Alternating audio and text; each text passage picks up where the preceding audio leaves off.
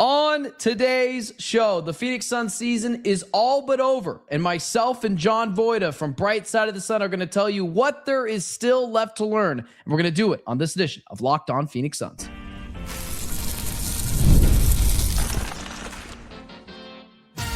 You are Locked On Suns, your daily Phoenix Suns podcast, part of the Locked On Podcast Network, your team every day.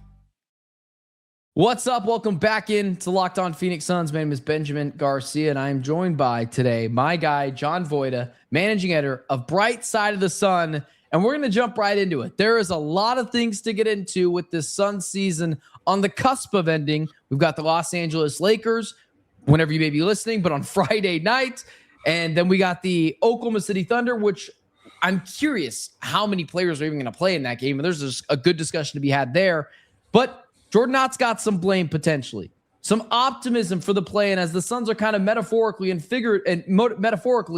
actually limping into that. But first, John, the Suns season is all but over. There's 2 games left. We got the Lakers, we got the Thunder. What do you think is left to learn from this Phoenix Suns season? I think there's plenty left to learn, and it's unfortunate because the injury report has already been released for the Friday night game against the Los Angeles Lakers. Devin Booker is out with ankle management. Jalen Green is questionable, so that's something to definitely continue to keep your eye on because he obviously injured his leg against the Mavericks on Tuesday night or Wednesday night and didn't come back. So there's a lot to learn because this team is doing the opposite of hitting its stride going into the playoffs. This is a team that unfortunately, this entire season, in one way or another, has experienced health issues to somebody who would be in the starting rotation. And it's only been for the past about week and a half that we've actually had all of the resources available, if you will. And so I still have a lot of questions about this team. I still have a lot of questions about rotations, combinations, what works, what doesn't work. I mean, I can take a look at some of the early data and the limited data that we have on some of these lineups, and I can make decisions. Obviously, Coach Jordan Knott, his staff, the organization, they have to make decisions on the same data. But that's what's left to learn. And I get that the Lakers are a team who tomorrow night or tonight or today, if you're listening to this tomorrow, is going to be a team that's coming off of they're on the second night of a back-to-back. OKC, as you mentioned, we don't know who's going to play in that because they've locked up the 1 seed, so there's no real reason for them to try. But for the Suns, I think that there's still an opportunity to try to build some cohesion, build some chemistry going into the play-in and going into the postseason because the team is not playing well. Now, had the team been playing well and we looked at some of these combinations, right, yeah, that makes sense. That, some of the strategies that Jordan Knott is employing are providing us positive results, I would say, yeah, there's not much left to learn. But, I mean, what do you think? Do you think there's a lot to learn, or do you think that, hey, just wipe your hands, try to go in as quote-unquote healthy as possible? Better question. John, what do we know? Let's go down the roster. Let's at this point, if you would have asked me what we knew in January, late January, early February, I would have told you, okay, we know Dillon Brooks is having a better season. We know Jordan Goodwin is become a reliable 3-point shooter. We know this team has the identity that they can fall back on when things get rough, and it did in multiple instances, but they were able to fall back on their defense. They were able to hit enough 3-point jumpers to keep them not only in games, but actually win games. I don't know what we actually know right now. As much as I think Jordan Knott has gotten, and we'll get to that a little bit later, an unfair share of the blame, I don't know everything about Jordan Knott. I don't know. The only player that I know probably what I'm getting on a night in, night out basis is Devin Booker. Agreed. Even Jalen Green. I know people want to force that on people like me and people like you who might have some questions, willing to be wrong, but we don't know. We don't know what it's going to look. And to take it a step further, so we're not just nitpicking on Jalen Green, it's Dillon Brooks. Dillon Brooks has not been a consistent player since he's came back. I think it's kind of interesting that he turned into a little bit of a more efficient scorer last night when there wasn't 3 scorers on the floor. Dillon Brooks was the guy that wasn't scoring when Jalen Green and Devin Booker on the floor because someone, whether it was Jalen, Booker, or Brooks, seemed like they were hurting from having a third player who needed the ball to be successful on the floor. We don't know anything. So I'll tell you what, when I saw the injury report, that Devin Booker was going to be out for tomorrow, what the hell is this team doing? Because we know it's a made-up injury. There was nothing to indicate that Devin Booker has actually got some sort of injury designation to him. This team knows absolutely nothing. And the fact that they're just going to punt on these last 2 games, which is what they're doing, punting on these last 2 games, I don't get it, John. I really don't get it. I'm with you there. Now, I will roll it back a little bit and go, what are our overall expectations for this postseason run? Probably to get obliterated in the first round by the Spurs. And if we lose, the play-in game on April 14th, it'll be the Oklahoma City Thunder that we end up getting obliterated by. So I can see it through that lens, but I'm right there with you. This is an opportunity for this team, for this coaching staff, for this first-year head coach to try to learn and implement strategies and adjust accordingly. Because to your point, there are some things that I do know about this team. I do know that Colin Gillespie month over month is getting worse. And there's multiple reasons for that. The wear and tear on the body. I was standing next to him when he was taking shoot around last night, and he has a bunch of the cup therapy, like the suction cup therapy. Yeah, right shoulder. The shoulder that he shoots with, he's having some sort of internal issue there. That's interesting. We know that Dillon Brooks is coming back off of injury, and it's probably beneficial for this team, both in the short term and the long term, to understand who he is and what he is next to Devin Booker and Jalen Green. We do know that Jalen Green is inconsistent. We do know that Mark Williams is also coming back off of injury after going past the 44-game mark, the most amount of games that he's ever played in his career, and then hit a lull and ultimately, hurt himself, missed 18 games, something like that. And he comes back, and you're trying to figure out who he is and what he is. And then there's the rotation issues, and I know we'll talk about those more with Jordan Knott, but there's rotational opportunities that you can't explore and understand what they mean unless you have those starting 5 out there. And I get it's a couple games and they're trying to get rest, but why? This team has gotten so much rest via injury the entire season long. Now's the time to try to hit your stride. It's like a golf swing, right? You're trying to hit it on the upstroke while you can, instead of just duffing it and ultimately hitting it into the sand. And the Suns, I don't like them punting on these last 2 games. I can understand the strategy behind it. I don't discard that strategy, but doesn't mean I have to like it, and I don't. I don't understand the strategy, because if they were locked into the 7th seed and they were playing not like they were in February, but maybe just like a notch or 2 below that, I'd get it. But you said, what are our expectations going into the playoffs? My expectation 2 months ago is that they were going to give a team hell in the first round of the playoffs. My expectation was they were going to take the Spurs 6 games. They were going to take the Thunder 5 games, but they would lose 3 of those games by a combined 12 points. Never thought they'd get past there, but that it was going to be like the New Orleans Pelicans against the Suns in 2022, where they took them 6 games and they were like, golly, why is this taking 6 games? You never doubted that they were going to win that, but it literally took a perfect game from Chris Paul to put that team away.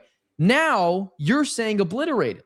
And I just don't think you can punt on these last 2 games when you have an opportunity to get right. The Phoenix Suns played the Dallas Mavericks last night, a team that is actively tanking, a team that pulled Cooper Flag with 5 minutes left. That was crazy. And they almost lost it. And you can sit there and go, yeah, Jalen Green left early with an injury. Jordan Goodwin left early with an injury. We should be better than that. And the team just quite simply hasn't been. And it's okay. I mean, they've regressed back down to meeting the expectations that we had for this team at the front end of the season, having a lot of the problems that you and I had conversations about last summer. Where's the scoring going to come from? Can efficient scoring happen around the Phoenix Suns? Are they going to be a team that lives by the 3, die by the 3? All of that has come to fruition over this past week and a half, and you're winning games against the Chicago Bulls, and you're not doing it pretty. You're winning games against the Dallas Mavericks, and you're not doing it pretty. But it's like, you know what? Let's give these guys some rest, because that's what's going to be important. A good way to get rest, Ben, is you play tomorrow against the Lakers, you get a night off. You play against the Oklahoma City Thunder, you get a night off. You play the 7th game, probably the 7th seeded game, probably against the Clippers, and then you get like 4 nights off. You know, I mean, that's the way to do it. Build upon what you've set out to be. Try to fortify the identity that you have lost, because that identity is lost right now. They don't know who they are again. That's what we talked about last night. I'm curious, was that your takeaway from your 100%. Show last night, the Suns Jam Session podcast? I called in because I was driving home, but yeah, that's exactly what I said. How did we barely get past the Mavs, man? This isn't a good thing. That was my takeaway from last night too. Is the Suns have officially lost who they are. Mm-hmm. I want to end this segment, but I do want to build off it because you mentioned the Suns have reverted back to what we thought they'd be at the beginning of the season. That is something that is being floated out there right now, and I want to heave up a question to you about that thing in particular, and let's do it next. First, today's episode is brought to you by the folks over at BetterHelp. This episode is sponsored by BetterHelp. Financial stress is something a lot of us are carrying right now, and it's not just about the numbers. It can affect your sleep, your relationships, and your overall mental health in ways that build up over time. And the reality is, struggling with your money doesn't mean you failed. Sometimes it just means you haven't had the right kind of support. That's something I've thought about, how easy it is to put pressure on yourself financially without even really talking about it. The stress that comes with trying to figure everything out on your own, the expectations that you have to have everything together, and how that pressure can spill over into other areas of your life. Therapy isn't about financial advice. It's about working through the stress, the anxiety, and the emotions that come with it. With over 30,000 licensed therapists and more than 6 million people served, BetterHelp makes it easier to get matched and start focusing on what you need. When life is overwhelming, therapy can help. Sign up and get 10% off at betterhelp.com/lockedonnba. That's betterhelp.com/lockedonnba. Today's episode is also brought to you by the folks over at FanDuel. The NBA playoffs are here, where every possession matters, every matchup is magnified, and every game can swing a series. And right now, FanDuel is giving new customers a great way to get in on the action.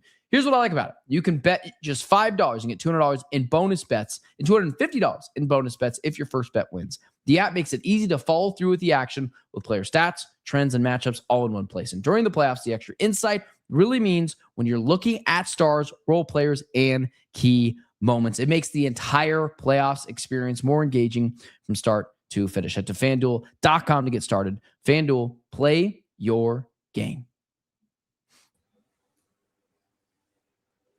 Also, reminder, we launched our Everydayer Club. What is the Everydayer Club? You guys are asking about it. Well, it's just $5 a month for access to an ad-free audio version of Locked On Suns, an invite to the members-only Locked On Suns group chat, exclusive access to the National Bonus Show, and a members-only Locked On merch store, and a 60% discount on additional Everydayer Club member-level subscriptions. Thank you for continuously supporting Locked On Phoenix Suns. You can find that in the episode description on YouTube or in the show notes if you're listening on audio.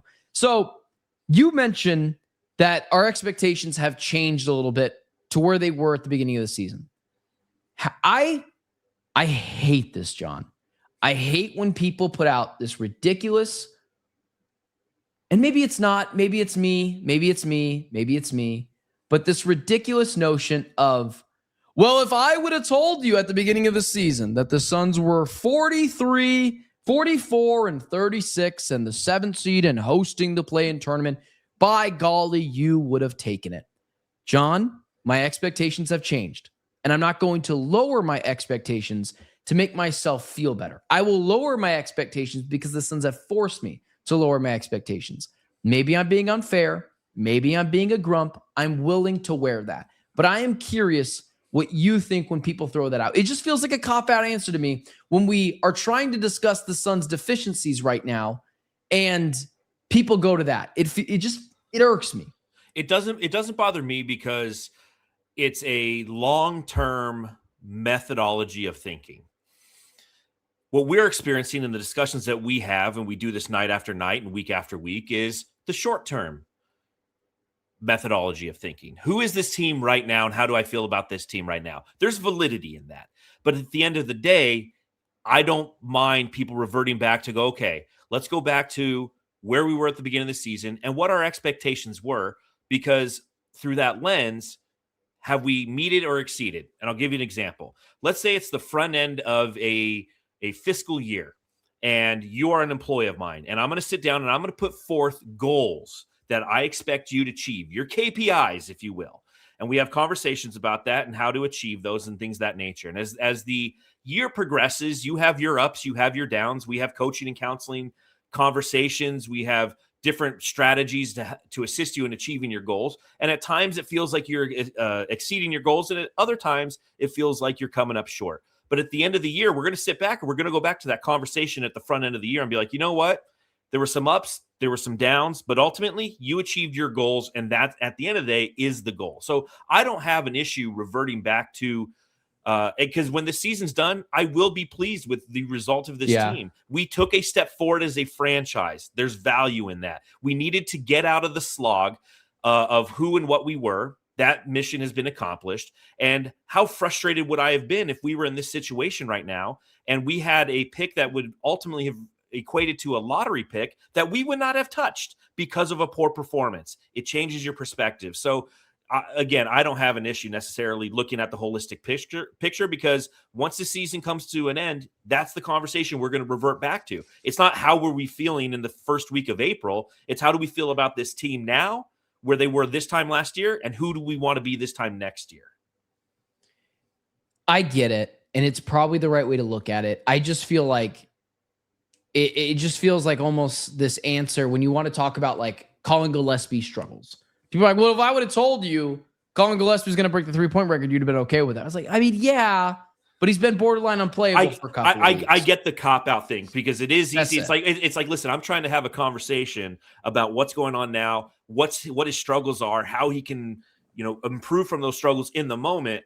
But they're not wrong in saying what they're by providing that response, but it's not necessarily the conversation I want to have right now either, right? Like, oh, this is great, man. 44 wins. If we win 2 more games, we now have tied the same record that the team had before they got swept by the Minnesota Timberwolves. That team was 46-36 too. So aren't you feeling better? Yeah, sure, I'm feeling better, but let's go back to Colin Gillespie and his right shoulder, man. Something's wrong there. Jalen Green, why doesn't he fit? What can we get for him this offseason? We'll talk about that another time. Let's jump into Jordan Knott because I hate the discourse surrounding Jordan Knott because there's this, again, I think lazy narrative that he's just trusting the veterans. That's what young head coaches do. They just trust the veterans. Like it feels like demeaning to Jordan Knott, who's been mostly a really good head coach all year. I don't blame Jordan Knott for a lot of the Suns struggles. I blame him for not playing Rasheer Fleming more. But we kind of talked about this last week.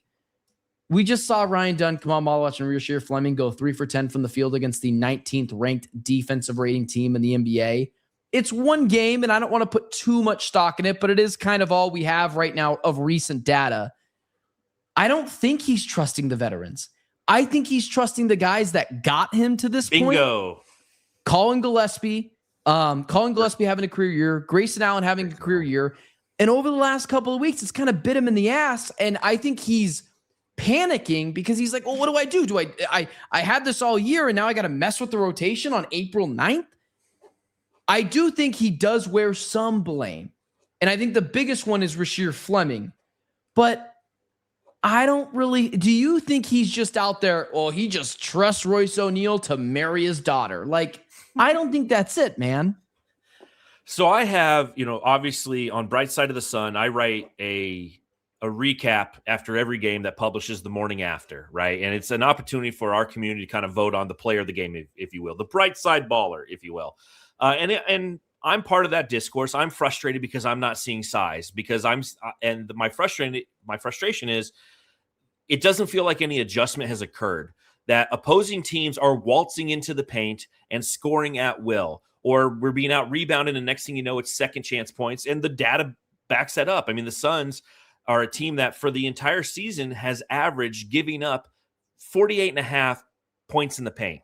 And the month of April, albeit a small sample size, that number has jumped to 56, right? 8 extra points a game in the paint. That's not a good thing.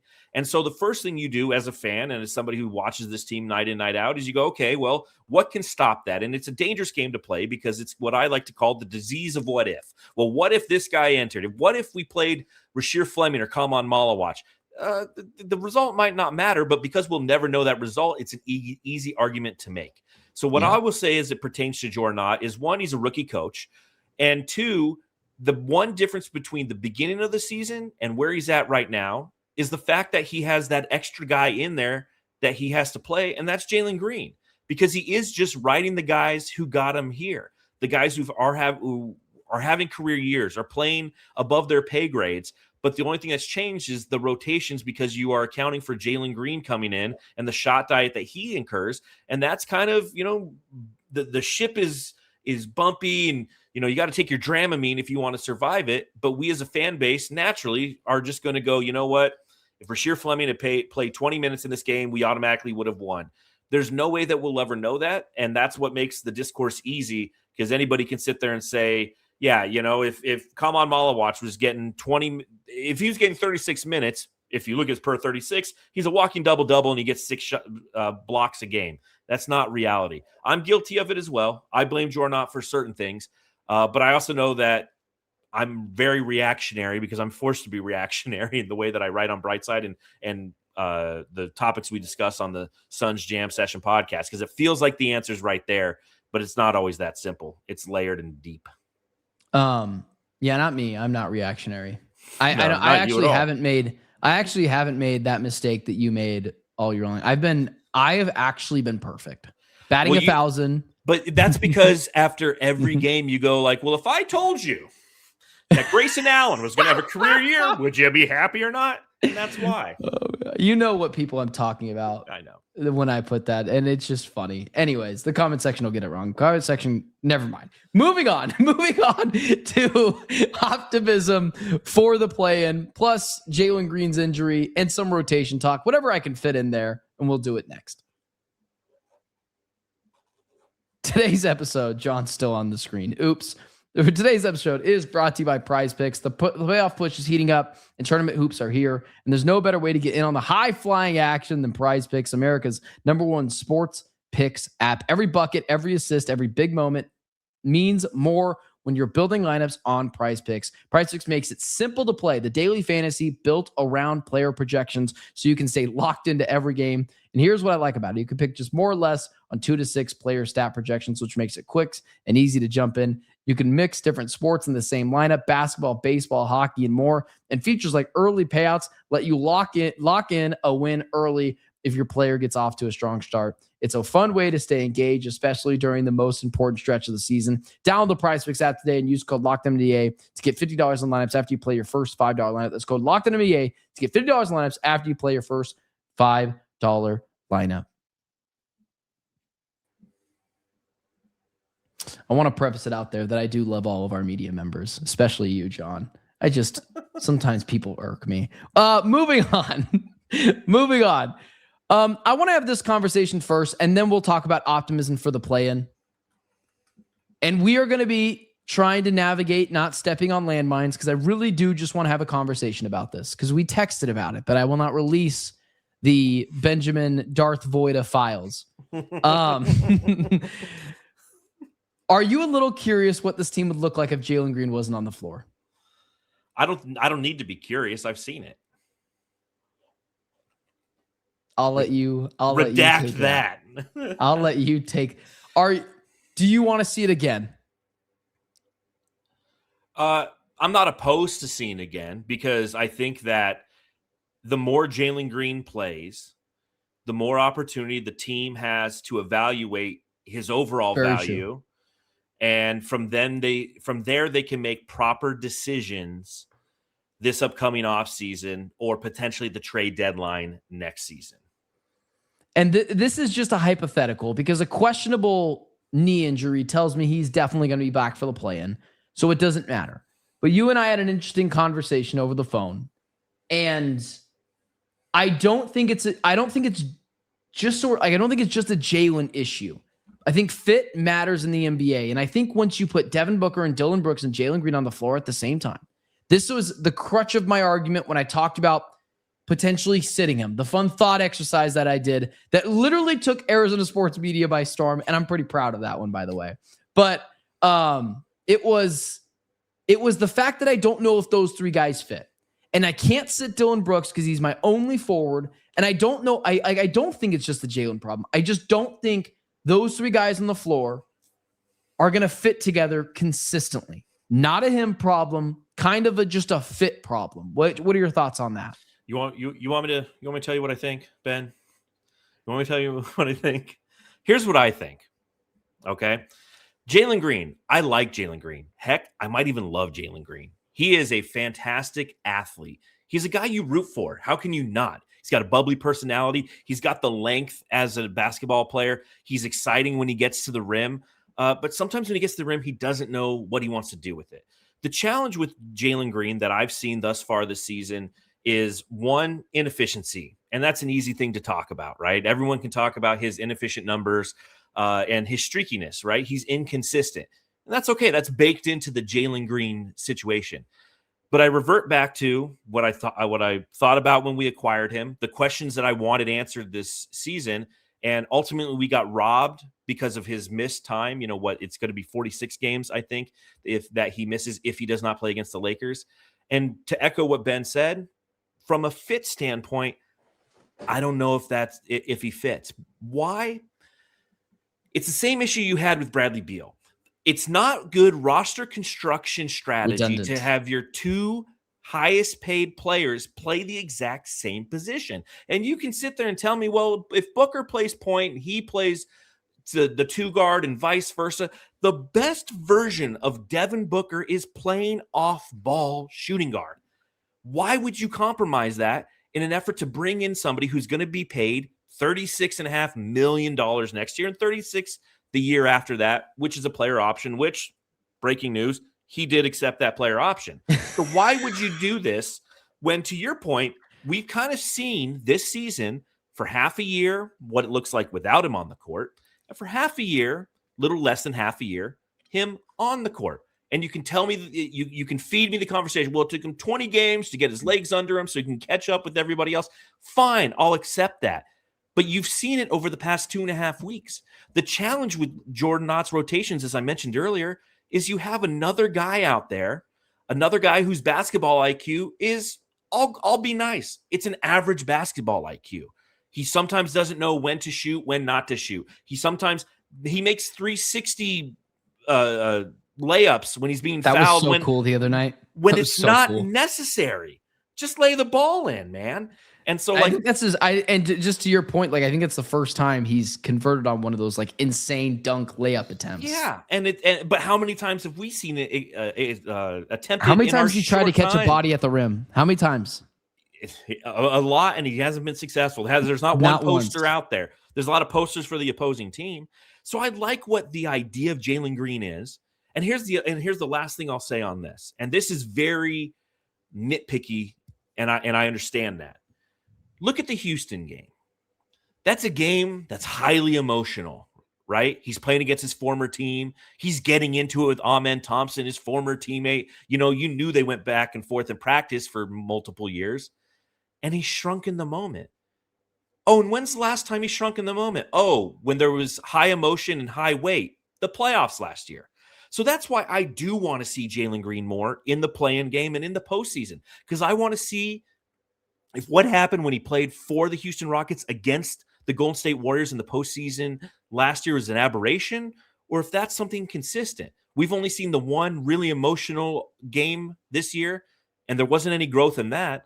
So if we go into this postseason and he shrinks again and the inefficiencies come back, that's kind of a nail in the coffin for me. And I start beating that drum for let's trade Jalen. I know nobody wants to hear that. And if you say it online, everyone's like, well, that's not what somebody wants to hear. That's not a way to embrace him in your city. It's like, yeah, you know what? He's also duplicative of Devin Booker, just like Bradley Beal was. That didn't work out great for us either, okay? Look at the long-term growth. If you want to build around Devin Booker, if you want to do something to amplify his ceiling as a player, you have to put a roster around him that allows him to do so. You don't do it by paying a guy who plays the exact same position as him the second most money on the team. That's just poor roster construction.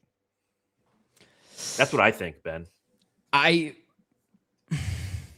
The biggest problem with Jalen Green against the Rockets the other night was exactly what you said. He got out of everything that was working. Did not attack the cup efficiently. Was chucking up 3-point shots, and they were bad 3-point shots. And it did cross my mind of, is he going to do this in the play-in game? Because if they do, they're going to lose games. He needs to go back to what was working for like that week and a half. But even then, I'm like, is it going to fit with Dillon then? We're both rooting for Jalen. Of course. There are some some red flags. Despite the red flags, we'll end on this. We'll do 2-3 minutes on this, and then we'll dip out. How optimistic are you about the Suns going into the play-in? Because I don't want to be. If Zubac was on the Clippers, I would take them to lose. But since Zubac is not playing on the Clippers anymore, he is a Pacer, believe it or not, John. I know you don't pay attention to the NBA. He only played one half against us last time we played against him, and I remember the Pacers, and he owned us. But carry on. Yeah, carry on. Because there's no Zubac, I'll take him to win that game. I think the Suns could play with a bunch of energy and win that game. Neither of the seeing Steph Curry in a 1-game sample size scares me more than Kawhi Leonard, but I still think I'd take them to win. I'm optimistic about the play-in. I am no longer optimistic about the playoffs. I was saying I'll give them a puncher's chance to have some fun with the Spurs. John, I'm a little concerned they might get swept. And I don't think that's definitely going to happen. But how could you not feel a little concerned over the last couple of games? That's how I'll put it. Well, and if you look at the Spurs and Wemby, who's unbelievably competitive, this is going to be his first opportunity to play in the playoffs. Dillon Brooks owns him. Yeah. Okay. Well, I mean, this is he doesn't own playoff version of Wemby because we don't know what that is.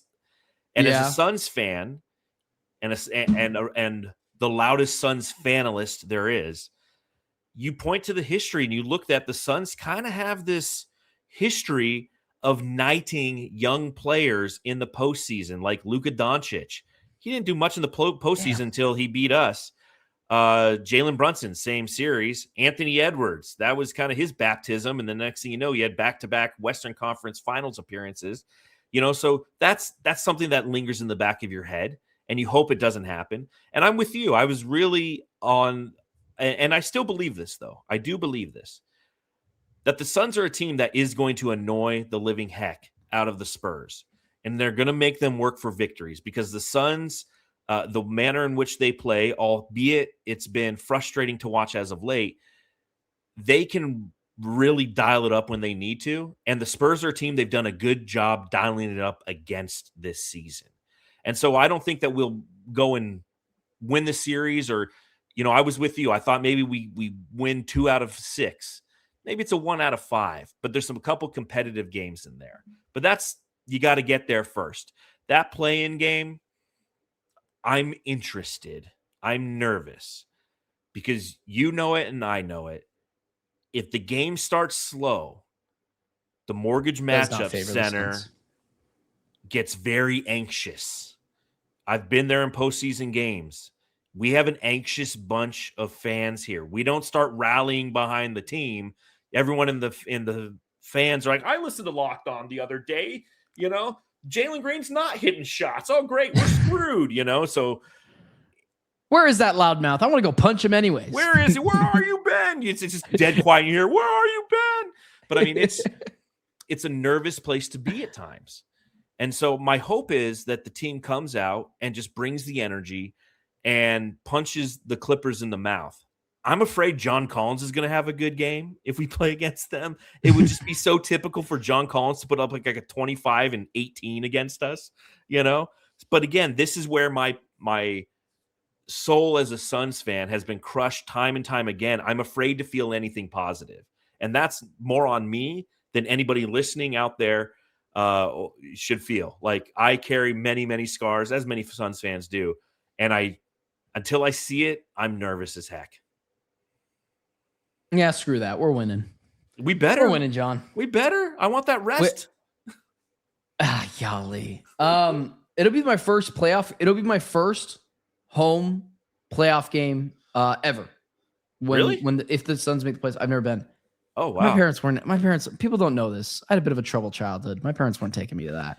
I didn't grow up going. I wasn't a troubled. I was not a troubled kid. The childhood was less than ideal. Maybe that's why I am per se now. I did, however, see this. It was cheaper to go to LA to watch the Suns clinch Game 6 over the Clippers to go to the NBA Finals. So I was at that game. It was literally cheaper to drive there get a hotel, and pay for tickets to go to the game than to go to the game across the street. So I did that with my brothers. That was pretty cool. But I've never been to a Suns home playoff game, so I'm ecstatic. We'll see how it goes. I might just ditch the podcast, grab a corn dog, and throw on a jersey. Who knows? Me and you. We'll just put on some jerseys. With that being said, hit that like, share, subscribe button. Follow us on all social media platforms. Me at Ben Garcia Show, him at Darth Voita. Appreciate you guys tuning in. We'll see what the Suns can do. And I will see you guys on Sunday night recapping the whole season. Can't believe it's already been 82 games. 82 Talk to you guys then. 82. Sweet baby Oso. 82. Good year to be born. Golly, you're old, dude. Holy cow. I'm older.